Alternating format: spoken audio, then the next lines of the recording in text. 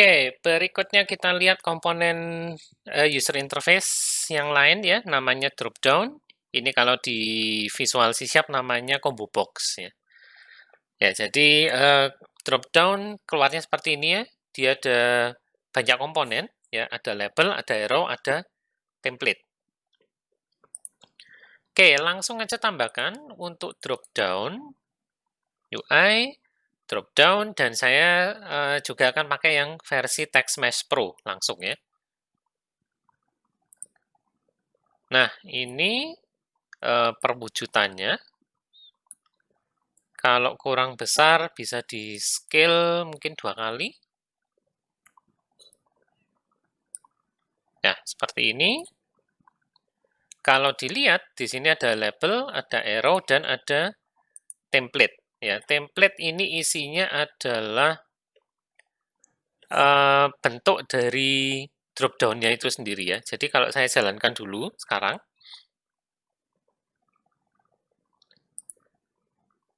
Nah, template itu akan mendefinisikan tampilan dari yang namanya dropdown list. Ya, teman-teman bisa lihat di sini waktu saya klik dropdown-nya muncul komponen baru namanya dropdown list ya, dengan ada viewport ya dan ada kontennya segala macam ya. Kita akan mencoba mengcustom untuk dropdown-nya nanti ya. Jadi dropdown ini juga bisa kita sesuaikan dengan keinginan kita ya. Misalnya mau ganti background atau mau dikasih icon bisa juga. Ya, saya perbesar sedikit lagi deh, 2,5 misalnya. Ya, seperti ini ya. Oke, template itu dipakai untuk drop-down itemnya, dia tidak aktif, dan harus ada satu item, harus ada toggle-nya juga ya. Kalau kita buka template, di bagian viewport content, itu ada satu item, lalu ada background, ada checkmark, dan ada label. Ya, kita akan coba modifikasi ya, misalkan kita akan bikin drop-down pilihan bahasanya adalah Indonesia, Inggris, Jepang, dan Korea misalnya, dan di sampingnya bahasa itu akan ditampilkan juga benderanya untuk mempermudah ya. Nah, drop-down itu bisa diberi icon di samping, ya entah atau di samping kiri, mau di samping kanan juga bisa ya, kita bisa modifikasi setelah ini. Ya, nanti drop-down-nya ini harus diatur supaya dia mendukung gambar. Kita akan tambahkan namanya caption image, ya, itu adalah gambar yang muncul untuk item yang dipilih, alias yang ada di atas ini. Dan kita harus menambahkan juga namanya item image. Item image ini adalah gambar yang muncul untuk setiap pilihan, setiap itemnya. Oke, langkah pertama kita akan tambahkan sebuah image. Ya, ini template saya tutup dulu. Di drop down, saya akan tambahkan sebuah image yang ukurannya 20 kali 15 saja. 20, 15. Saya kasih gambar default dulu ya, supaya kelihatan karena ini warnanya putih sekarang. Ya, misalnya saya kasih benderanya ID-nya aja deh. Lalu diposisikan supaya dia letaknya di sebelah kiri. Ya, jadi labelnya harus dikecilkan. Saya akan kira-kira dulu kecilkannya mungkin sekian. Lalu image ini saya geser ke sini.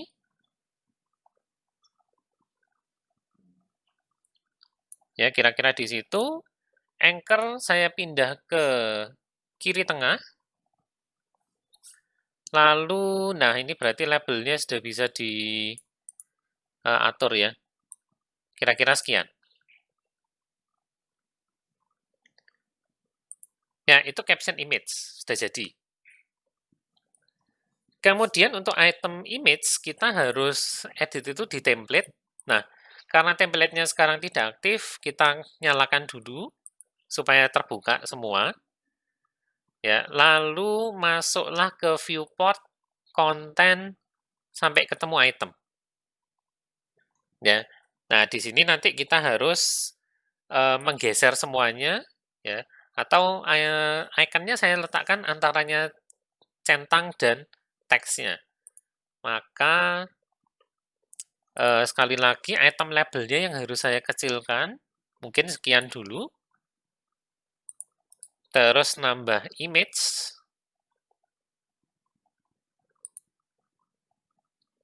Ukurannya sama kayak tadi ya, 20 kali 15. Namanya saya ganti jadi item image. Lalu item image-nya saya geser ke sini. Ya, kira-kira di situ ini saya rasa sudah oke. Ya, nggak perlu dikasih gambar apapun dulu ya. Yang image yang di atas ini saya ganti nama sekalian jadi caption image. Dan gambarnya akan saya hilangkan juga deh. None dulu. Ya, jadinya kurang lebih seperti ini. Oh iya, anchor saya ganti juga ya sekalian. Anchor-nya jangan di center, tapi pindahkan aja ke center middle. Left middle, sorry. Ya, selesai. Nah, berikutnya, caption image dan yang item image itu kita harus atur ke drop-down settings. Ya, jadi di drop-down-nya sendiri, di bagian bawah sini ada caption image dan ada item image. Nah, ini harus kita atur sesuai dengan yang tadi sudah dibuat. Ya, oh ini caption image. Nah, silakan diatur ya. Caption image drag and drop aja dari sini. Lalu item image juga di drag and drop dari sini. Nah, berikutnya kita tinggal bikin options-nya dulu ya. Cari gambar benderanya. Saya sudah siapkan di Classroom, nanti tinggal di-download aja ya. Simpan sebagai aset. Lalu kita atur masing-masing seperti ini. Ya, option A, Indonesia dulu. Sprite-nya ID. Option B, English. English. Benderanya UK sih ini sebetulnya, tidak apa-apa ya. Option C, nah kita coba menggunakan teks non-Latin, ya. Jadi di sini ada teks Jepang dan teks Korea. Ini kopas saja dari slide, agak maju sedikit. Nah, di sini ada. Ya, kopas saja dari situ. Mana tadi ya? Nah, ini. Ya, untuk yang bahasa Jepang, pakai 3 karakter ini, di-copy aja ke sini. Lalu kasih bendera JP. Dan tambahkan satu item baru. Ya, yang Korea pakai 3 karakter ini juga. Kopaskan aja ke sana. Dan ganti gambarnya dengan KR. Ya, harusnya sudah. Saya akan balik lagi ke sini ya, kurang lebih tadi. Sekarang waktunya dicoba. Template matikan lagi karena kita sudah selesai ngeditnya.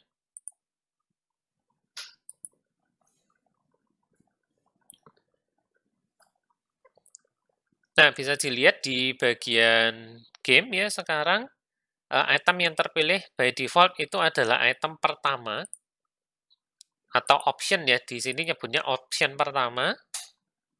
Ya, jadi Indonesia yang terpilih by default. Kalau ini dibuka, maka harusnya ini muncul semua ya. Oh, dan TextMesh Pro ini fontnya kebetulan bukan font yang Unicode, jadi saya harus ganti fontnya. Kita lakukan sebentar lagi deh. Nah, kalau misalkan dipilih yang English, maka di atas berubah jadi English dan benderanya juga betul. Kalau dipilih yang Jepang misalkan, maka benderanya juga berubah ya. Nah, ini menandakan bahwa caption image dan item image kita berfungsi dengan baik. Nah, sekarang untuk membetulkan karakter yang non-Unicode, bukan karakter non-Unicode ya, ini karakter Unicode, cuman font dari labelnya itu ternyata nggak support Unicode. Untuk teks yang sifatnya Unicode ya, alias ada karakter non-Inggris di dalam teksnya, misalkan bahasa Jepang dan bahasa Koreanya tadi kita pakai huruf Jepang dan huruf Koreanya ya. Nah, ini berarti teksnya harusnya dalam Unicode. Nah, untuk itu kita harus punya font yang support Unicode ya, baik untuk bahasa Jepang maupun bahasa Korea.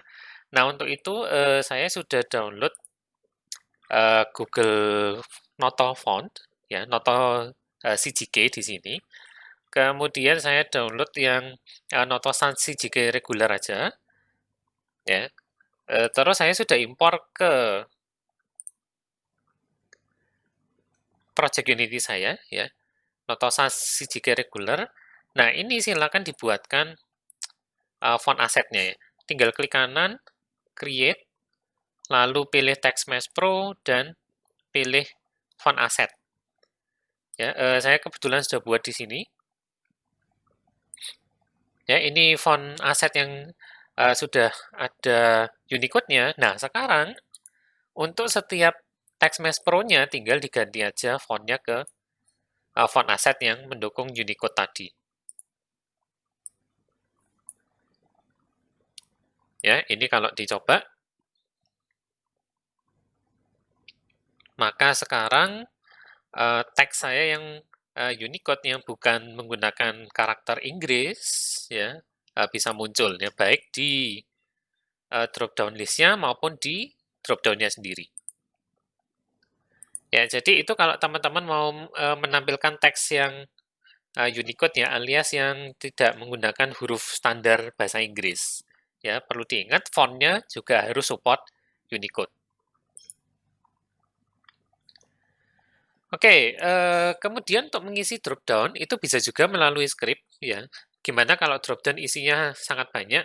Ya, tentunya harus menggunakan script ya. Kalau diisi satu-satu lewat inspektor ya melelahkan sekali.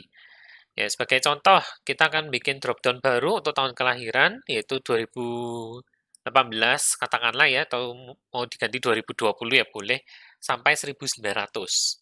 Ya, bayangkan kalau ini teman-teman harus ngisi manual dari inspektor ya. Optionnya ditambahin terus banyak 100 tahun ya. Kemudian kalau tahun depan harus ngedit lagi berubah lagi ininya ya, ribet. Nah, untuk itu kita akan coba menambahkan via script. Ya, saya akan bikin drop down baru.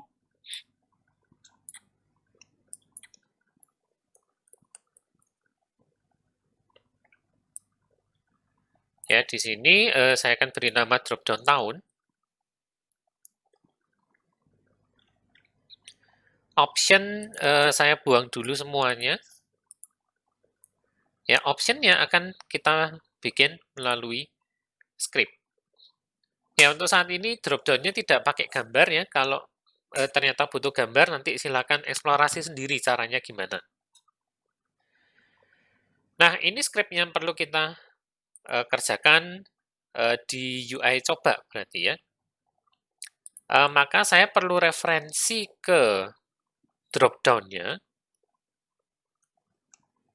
Gunakan yang TMP drop-down karena kita menggunakannya TextMesh Pro. Drop-down tahun. Ya, kemudian saya butuh void start-nya sekarang.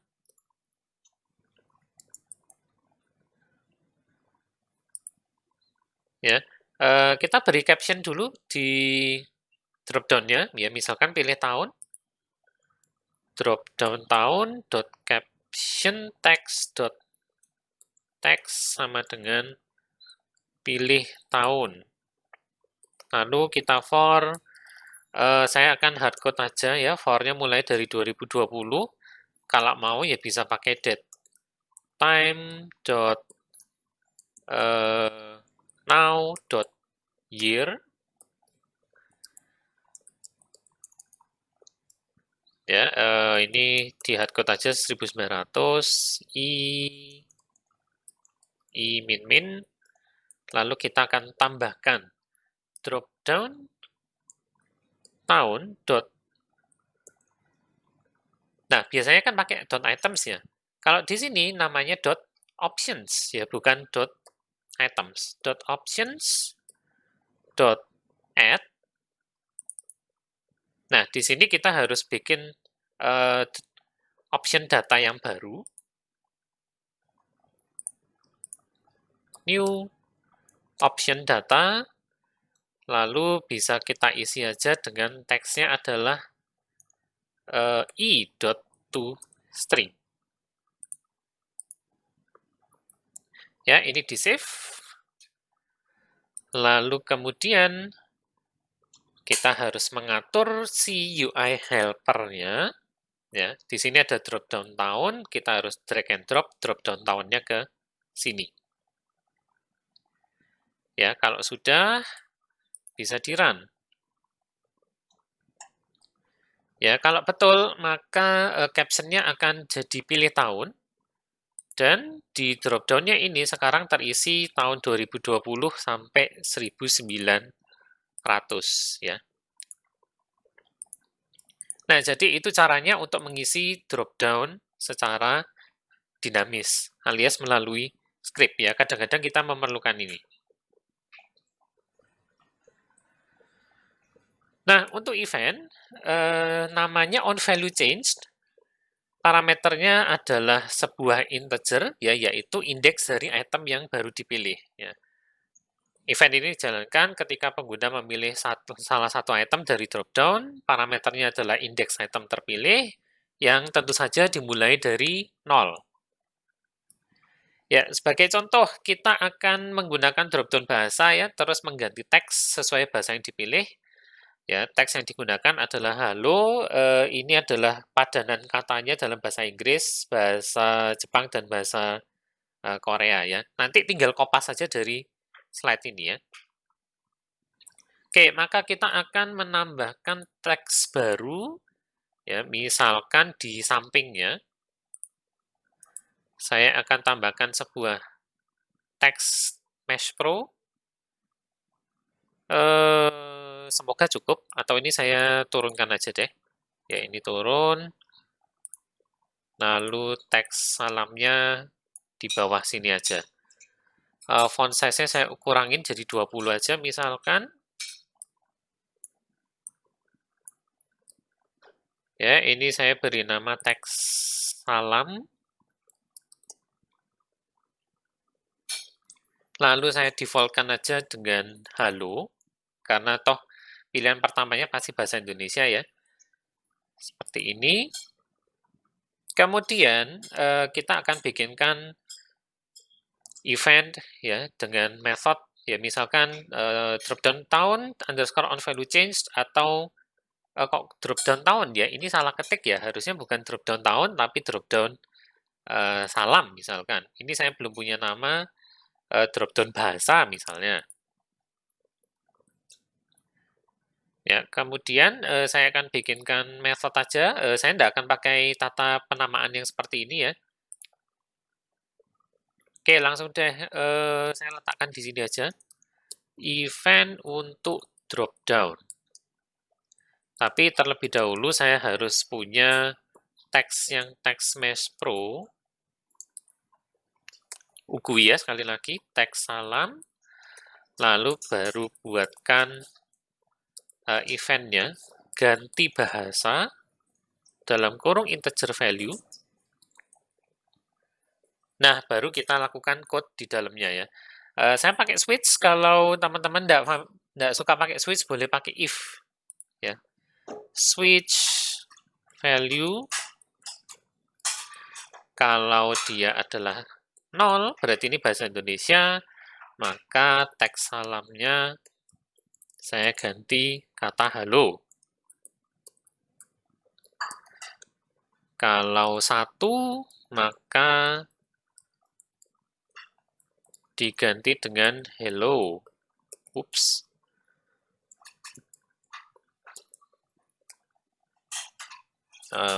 Titik koma ya. Case 2, teks salam.teks sama dengan, nah ini kopas saja.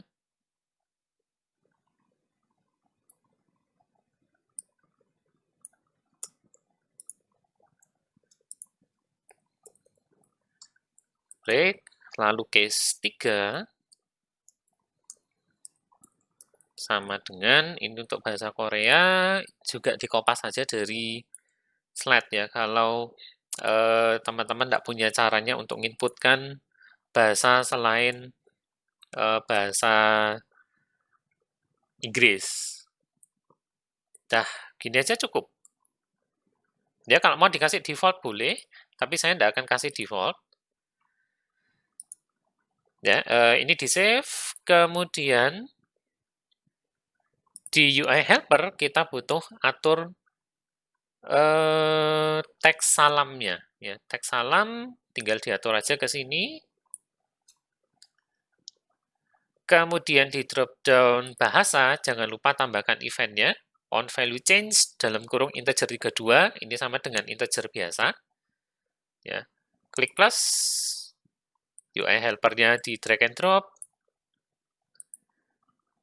lalu functionnya dipilih yang ganti bahasa di bagian dynamic integer.